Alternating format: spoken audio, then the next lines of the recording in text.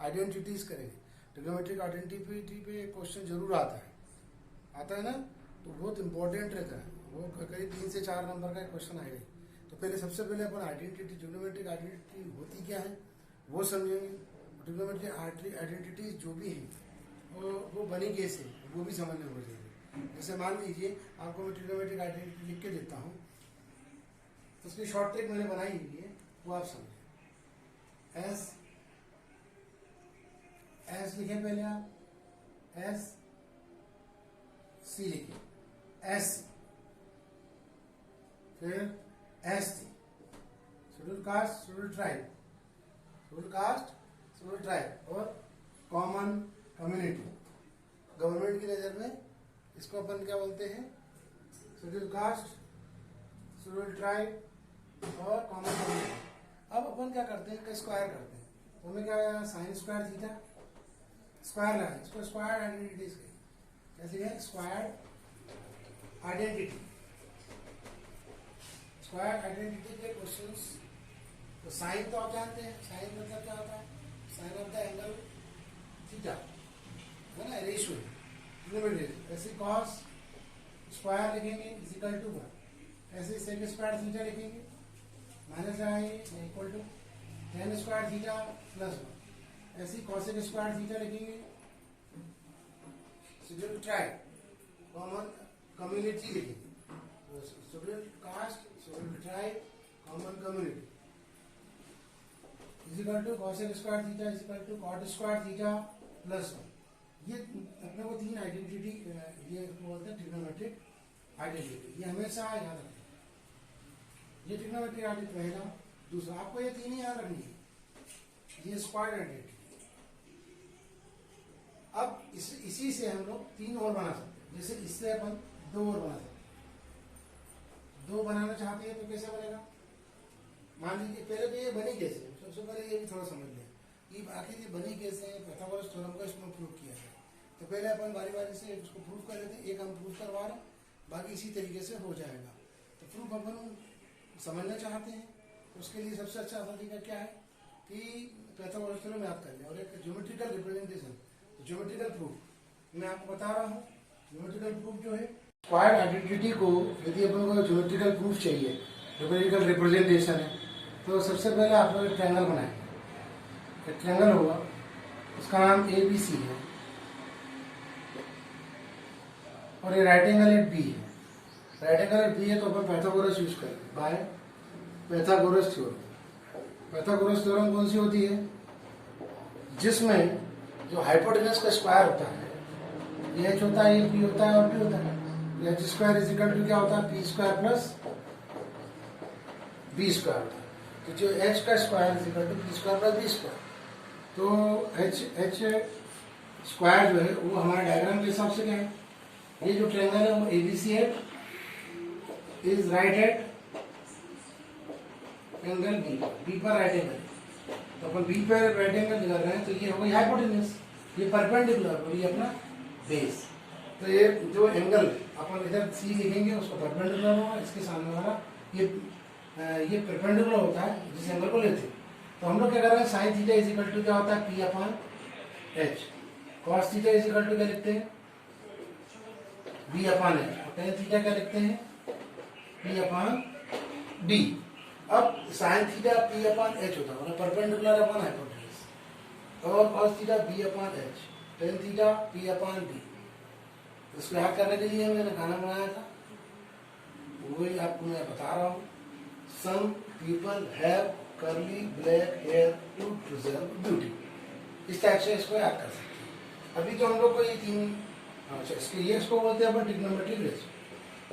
अब जो आ रहे हैं वो कौन से, इनवर्स। इनवर्स मतलब क्या होगा, इनका उल्टा। साइन का उल्टा क्या होता है, कॉसेक। तो कॉसेक थीटा की वैल्यू क्या हो जाती है, एच अपॉन पी हो। और कॉस के केस में अपन देंगे तो सेक हो जाएगा, यहाँ सेकेंड बोलते हैं। सेक थीटा को अपन एच अपॉन बी कह सकते हैं, तो एच अपॉन बी कहेंगे। फिर हम लोग कॉट थीटा जब लेंगे तो उसको बोलते हैं बी अपॉन पी। तो बेस अपॉन परपेंडिकुलर, तो पी बी और एच। इसको हाइपोटेनस लेंगे, इसको परपेंडिकुलर, इसको बेस। तो ये 3 फार्मूले ये ध्यान रखना क्योंकि यहाँ पर जरूरत पड़ने वाली है। अब अपन लोग जो पाइथागोरस थ्योरम लिख रहे हैं, पाइथागोरस थ्योरम कहती है कि square of the hypotenuse is equal to sum of square of other two side that is perpendicular and base. तो जो हमारे पास AC का स्क्वायर आ रहा है, एच की जगह हम AC लिखेंगे डायग्रामेटिकली, फिर हम लिखेंगे AB परपेंडिकुलर, फिर BC का स्क्वायर। तो H square is equal to AC square is equal to H square is equal to B square plus B square, AC square is equal to AB square plus BC square. अब dividing करेंगे, divide by AC square, AC square से इसको divide करिए, इसको भी divide करिए, हर एक को डिवाइड करिए, dividing each by AC square. अब AC स्क्वायर से इसको डिवाइड करके AC स्क्वायर कट गया तो 1 आएगा, AB upon AC, AB upon AC कौन है यहाँ पर, साइन थीटा, तो AB upon AC perpendicular upon hypotenuse. ये क्या है हमारा cos theta, BC upon AC लिख सकते हैं, कॉस P अपॉन बेस है ना, अब टेन थीटा होगा तो P upon B, AB upon BC। तो यहाँ पर भी फिर इसका रेसिप्रोकल हो जाएगा, तो साइन का रेसिप्रोकल कॉस है, हम लिखेंगे AC अपॉन AB। तो यहाँ पर जो हो जाएगा वो आपका AC upon BC, cosec theta की वैल्यू यहाँ होगी AC upon AB, sec theta की हो जाएगी AC अपॉन BC।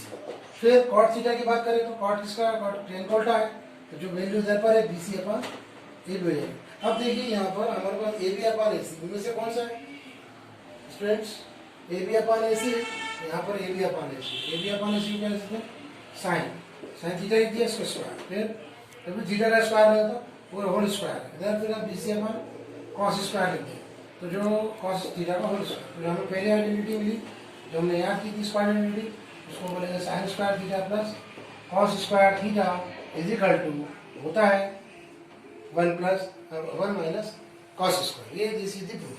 तो कोई भी एंगल के लिए भी अपन प्रूव कर सकते हैं, जैसे थीटा के लिए 45 लिख दें, 45 आप लिख देंगे तब भी कर सकते हैं, 45 लिखने के बाद भी आप कर सकते हैं।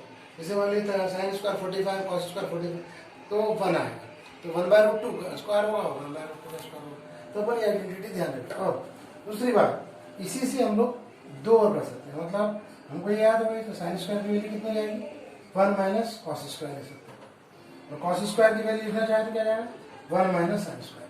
तो जहाँ पर हमको साइन स्क्वायर मिलेगा हम 1 माइनस कॉस स्क्वायर ले सकते हैं। तो ये आइडेंटिटी फर्स्ट हमने सीखी और इस तरीके से हम उसको ध्यान रखेंगे। अब ये आइडेंटिटी फर्स्ट हुई, ऐसे 3 आइडेंटिटी है।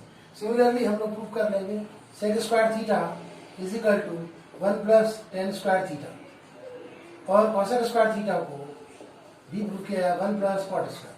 अब प्रूव करना है, जैसे सेक स्क्वायर लिखा हुआ है, सेक स्क्वायर को अपन को जब प्रूव करना है तो सेकंड वाला, तो हम लोग अभी किससे डिवाइड किए थे, AC स्क्वायर से। अब हम लोग यहाँ पर दूसरी टाइप से डिवाइड करेंगे। जैसे मान लीजिए आपने यहाँ पर सेकंड वाली चाहिए, तो जो आपके पास ना यहाँ पर हम लोग ने फर्स्ट प्रूव किया और हमको sine square plus cos square, sine square theta plus cos square theta equal to 1 हमने आया। अब जो हम लोग कर रहे हैं उसी में पैथागोरस थ्योरम यूज कर रहे हैं। अब हम डिवाइड जब करेंगे ना, AB स्क्वायर से डिवाइड करेंगे, तो AC square is equal to AB square plus BC upon AB square से डिवाइड करिए हर एक टर्म, AB स्क्वायर से आपको डिवाइड करना होगा, AB स्क्वायर से डिवाइड कर रहे हैं तो ये होल स्क्वायर हो जाएगा, तो हम उसके सकते हैं AC अपॉन AB, और फिर ये तो 1 हो जाएगा, तो BC अपॉन, तो AC अपॉन AB। अब AC अपॉन AB इसमें कहाँ दिख रहा है, इसमें सेक है, तो हम लोग क्या कर सकते हैं, ये हमें पहले से लिख के रख लिया है, sine theta equal to AB upon AC जो हमने लिखा है, इन्हें तो देखना है AC अपॉन AB कहाँ आ रहा है। AC अपॉन AB इनमें से कौन सा, ये वाला सेक थीटा, तो हम ले सकते हैं सेक स्क्वायर, सेक थीटा का स्क्वायर हो जाएगा, सेक थीटा का होल स्क्वायर, ठीक है, और फिर 1 को बन जाएगा। फिर BC अपॉन AB, BC कहाँ है यहाँ पर, BC कहाँ है ये वाला, तो अपन बोल सकते हैं 1 प्लस 10 तो 10, तो यहाँ पर क्या होगा BC upon AB, AC upon AB कौन सा है, AC अपॉन AB कॉसेक, तो कॉसेक आएगा, क्या आएगा कॉसेक, और यहाँ पर जो BC अपॉन AB की जगह cot square, cosec square theta is equal to हो जाएगा हमारा